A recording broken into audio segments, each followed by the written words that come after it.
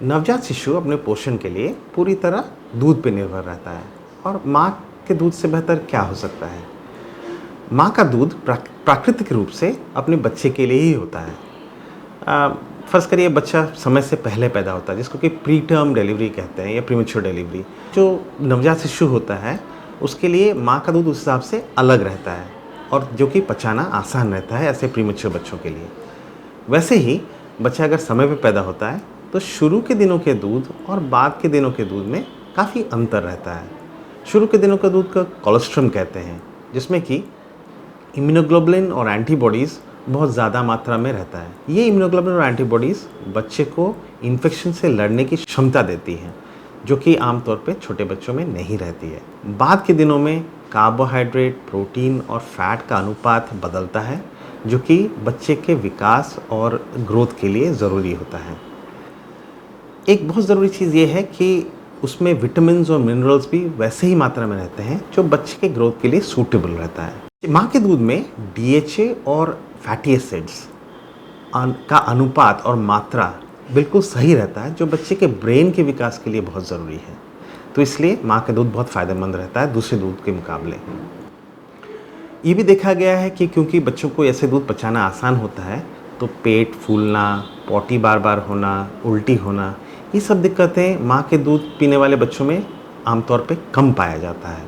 ये भी स्टडीज़ में पाया गया है कि जो बच्चे 6 महीने तक माँ का दूध ही पीते हैं आगे जाके बड़े उम्र में क्रॉनिक इलनेसेस जैसे कि डायबिटीज़, हाइपरटेंशन या मोटापा या ओबेसिटी जिसको बोलते हैं, ये सब बीमारियाँ बहुत कम मात्रा में पाया जाता है। आमतौर एक बड़ा चीज़ हम लोग बहुत बार इग्नोर कर देते हैं वो ये है कि माँ के दूध पिलाने से बच्चे और माँ के बीच में एक बहुत अच्छी बॉन्डिंग बनती है और ये कांटेक्ट और बॉन्डिंग बच्चे के ब्रेन के डेवलपमेंट के लिए और ओवरऑल डेवलपमेंट के लिए बहुत ही महत्वपूर्ण है।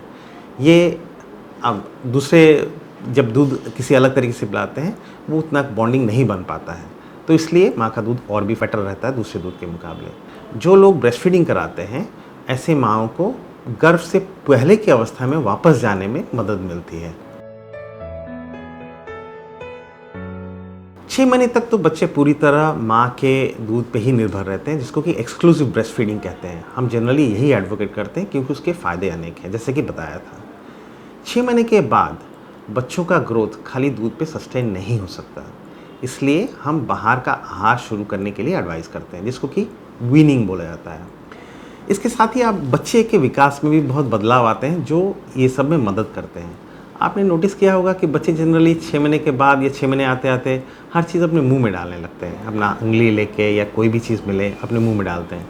इसको बोलते हैं ओरल फेज ऑफ डेवलपमेंट। बच्चे 6 महीने तक जनरली लिक्विड निगलना तो जानते हैं पर कोई सेमी सॉलिड या सॉलिड निगल नहीं पाते हैं और ये धीरे धीरे अगले 5-6 महीने में वो सीखते हैं समय के साथ। तो दांत का डेवलपमेंट और चबाना जो है वो सबसे आखिरी में आता है। तो ये जो चेंजेस आते हैं इस 6 महीने के बाद बच्चों में, ये इसको ध्यान रखते हुए है हम वीनिंग उसी हिसाब से इंट्रोड्यूस करते हैं। ये वीनिंग जो है अगले 5 से 6 महीने पीरियड धीरे धीरे चलता है और इसका पर्पज़ ये रहता है कि बच्चा 1 से 1.5 साल के होते होते वो सब कुछ लेने लगे जो आमतौर पे आप घर में खाना बनाते हैं, बस ये होगा कि उसका फॉर्म अलग होगा। तो इसलिए जो भी आप घर में जनरली खाते हैं वो आप धीरे धीरे शुरू कर सकते हैं, बस ये है कि लिक्विड फॉर्म में होना चाहिए और धीरे धीरे जैसे जैसे बच्चा निगलना सीखता है आप धीरे धीरे उसको गाढ़ा करके सेमी सॉलिड और सॉलिड फॉर्म में ला सकते हैं। गले में अटकने वाली चीज़ों को अवॉइड करना चाहिए क्योंकि ये शुरू में बच्चों को स्वॉलो करने में मुश्किल होती है। वो सब कुछ खिलाना है जो आप चाहते हैं कि बच्चा 1.5 साल पे आपके घर में आपके साथ बैठ के खाना खा पाए, ठीक है। जैसे कि बताया था खाली फॉर्म अलग होगा, तो इसलिए आप घर में जैसे आमतौर पे हम लोग रोटी, चावल, दाल ये सब लेते हैं, तो पतली खिचड़ी बना दिया, उसको थोड़ा पेस्ट फॉर्म में बना के, थोड़ा लिक्विड फॉर्म में बना के आप चम्मच से पिलाना शुरू करिए। वैसे ही दाल को अगर आप ज़्यादा बॉईल कर लें और उसको थोड़ा पेस्ट करके सेमी सॉलिड फॉर्म में बना पाएँ तो उसको भी पिला सकते हैं। सब्जियाँ, फल और जो भी आप घर में खाते हैं वो धीरे धीरे एक एक करके इंट्रोड्यूस करिए। माँ का दूध उसके साथ कंटिन्यू रखिए पर धीरे धीरे जैसे जैसे बच्चे का आहार बढ़ता जाएगा माँ का दूध धीरे धीरे कम होता जाएगा। अगर आप वेजिटेरियन हैं तो जनरली आपका प्रोटीन का सोर्स सारे सीड्स रहते हैं जैसे कि चना, छोला, राजमा, मटर, ये सबको आप पेस्ट बना के बच्चे के आहार में अगर मिला के खिचड़ी में बना के मिला के दे सकते हैं या अलग से भी बना के दे सकते हैं। वैसे ही जो भी आप सब्ज़ी खाते हैं उसका सूप बना दीजिए या उसका थोड़ा पतला पेस्ट बना दीजिए और बच्चे को खिलाइए। जनरली नट्स और एग के लिए एलर्जी पाया जाता है। अगर आपके फैमिली में ऐसा हिस्ट्री है तो जब आप ऐसे आहार इंट्रोड्यूस करते हैं तो ध्यान रखिए कि अगर कोई साइंस या सिम्टम्स आता है एलर्जी का तो तुरंत अपने डॉक्टर से परामर्श करें और उनकी सलाह लें। हमेशा ज़ोर उस पे देना चाहिए जो कि नेचुरल फूड हो। इसमें जब आप वीनिंग करते हैं इसलिए हम एडवाइस करते हैं उसमें ना नमक, मिर्ची या इवन मीठा शुगर मत डालिए एक्स्ट्रा। बच्चों को अपना नेचुरल फूड का फ्लेवर आना चाहिए, आगे जाके फिर वो ऐसी चीज़ें अच्छे से खाते हैं। आप ये भी नोटिस करेंगे कि 1 साल के बाद बच्चा अपना आहार खुद चूज़ करने लगेगा। उसका अगर मीठा पसंद होगा या नमकीन पसंद होगा या तीखा पसंद होगा और वो वैसे खाने लगेंगे। पर शुरू में आपको कोशिश करना चाहिए हमेशा न्यूट्रल फूड देने की।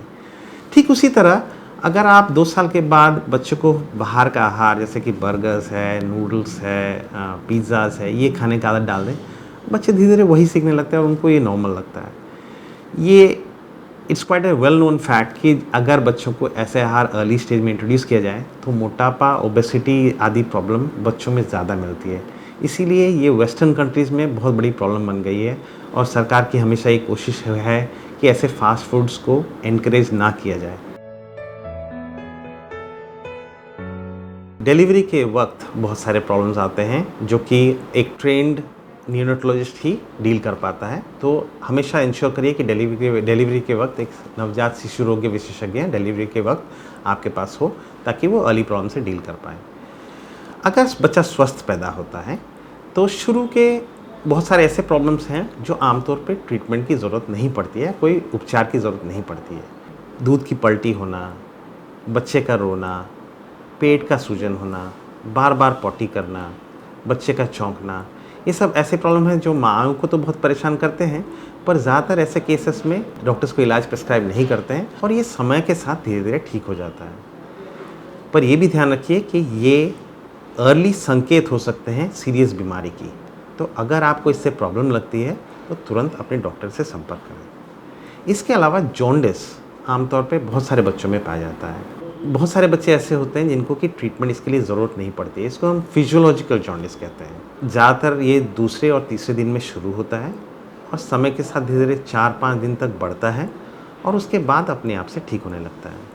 अगर ये बहुत तेज़ी से बढ़ने लगे तो उसको ट्रीटमेंट की ज़रूरत पड़ती है। सावधान उस केस में रहना चाहिए अगर माँ का ब्लड ग्रुप RH नेगेटिव है या O पॉजिटिव है और आपने अगर जॉन्डिस नोटिस किया है बच्चे में तो एडवाइजेबल ये रहता है कि अपने डॉक्टर से संपर्क जल्दी कर लें ताकि अगर ट्रीटमेंट की ज़रूरत है तो वो कर पाएँ। आमतौर पे ऐसे बच्चों में बच्चों को एक ब्लू लाइट के नीचे, फोटोथेरेपी जिसको बोलते हैं, उसके नीचे रखना पड़ता है। जनरली 2 से 3 दिन में ये जॉन्डिस लेवल धीरे धीरे कम हो जाती है। बहुत रेयरली ज़्यादा सीरियस इंटरवेंशन करना पड़ता है और ये बहुत कम बच्चों में करना पड़ता है। इसके अलावा बहुत सारे प्रॉब्लम ऐसे भी हैं जो कि बहुत सीरियस हैं और बच्चों के मौत के कारण भी बन सकते हैं। उसमें सबसे प्रमुख है इन्फेक्शन। अगर आपने कभी नोटिस किया है कि बच्चा दूध नहीं पी रहा है या पसली तेज़ चल रही है या पतली पॉटी हो रही है, बच्चा आपको जैसे नॉर्मली लगता था वैसे नहीं लग रहा है, बहुत ज़्यादा रो रहा है, तो ये अर्ली इन्फेक्शन के संकेत हो सकते हैं। प्रॉब्लम ये है कि छोटे बच्चों में बीमारी से लड़ने की शक्ति होती नहीं है, बट ज़्यादा समय नहीं लगता है बिगड़ने में। तो इसलिए जब भी ऐसे सिम्टम्स नोटिस करें आप तुरंत अपने डॉक्टर से संपर्क करें।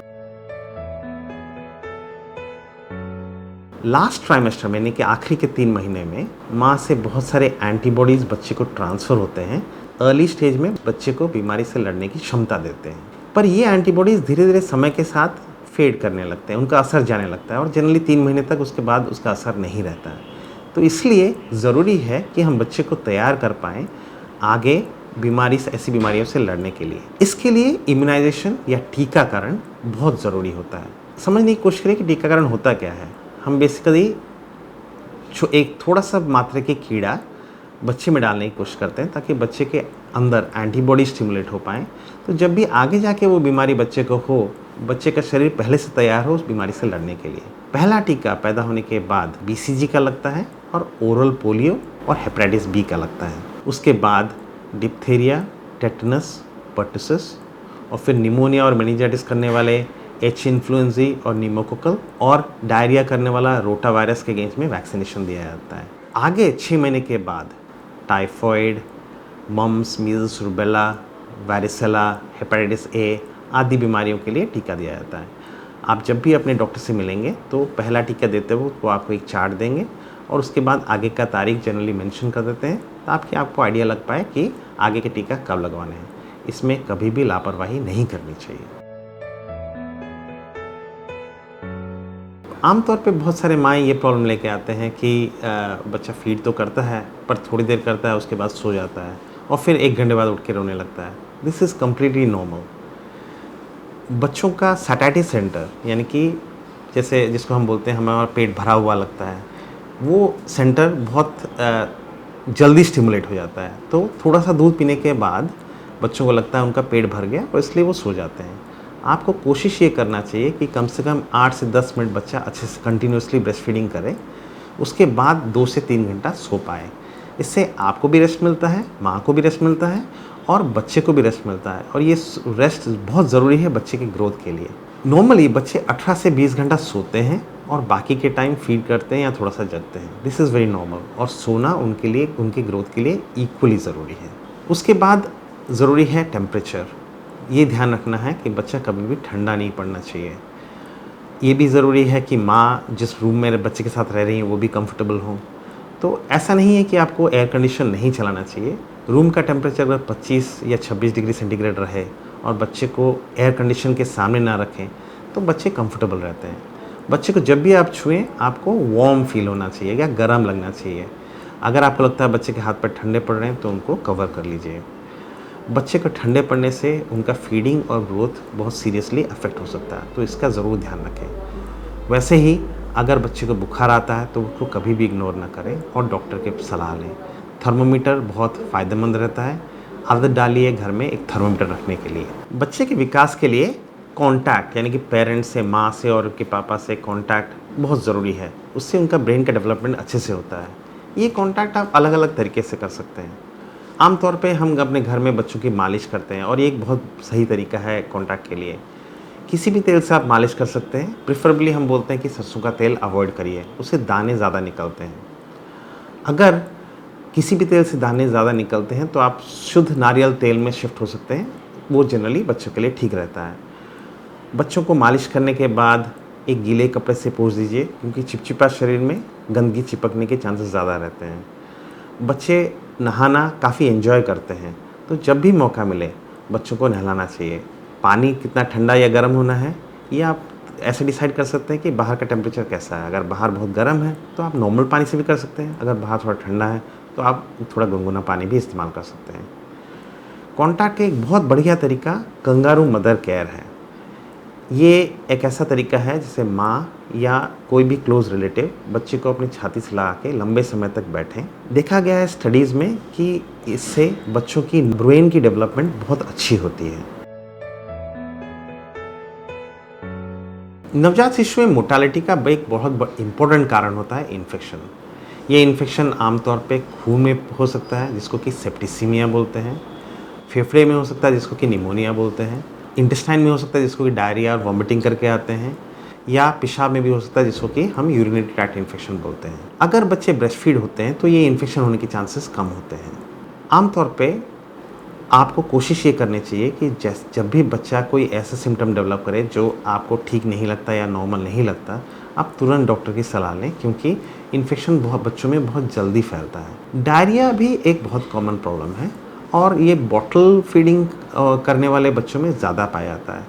वो इसलिए है कि हम जब भी बाहर से दूध बनाते हैं हम भगोना, पानी या बॉटल बाहर से इस्तेमाल करते हैं और अगर कभी भी उसमें गंदगी रह जाए और बच्चे उसको फीड लेने लगे तो बच्चे को वो इन्फेक्शन स्प्रेड कर जाता है। यूटीआई या यूरिनरी ट्रैक्ट इन्फेक्शन एक कॉमन प्रॉब्लम है और आमतौर पे इस पे बच्चे में कोई सिम्टम्स डायरेक्टली पता नहीं चल पाता। बच्चे कभी कभार बुखार से प्रेजेंट करते हैं, बुखार लेके आते हैं, तो एक पेशाब का जांच करना ज़रूरी होता है इसको रूल आउट करने के लिए। अगर यूरिनरी ट्रैक्ट इन्फेक्शन पाया जाता है तो ऐसे केसेस में भी बच्चों को आईवी एंटीबायोटिक्स लगाना पड़ता है और भर्ती करना पड़ता है। सबसे सीरियस और ख़तरनाक वाली बीमारियां होती हैं जैसे कि मेनिंजाइटिस।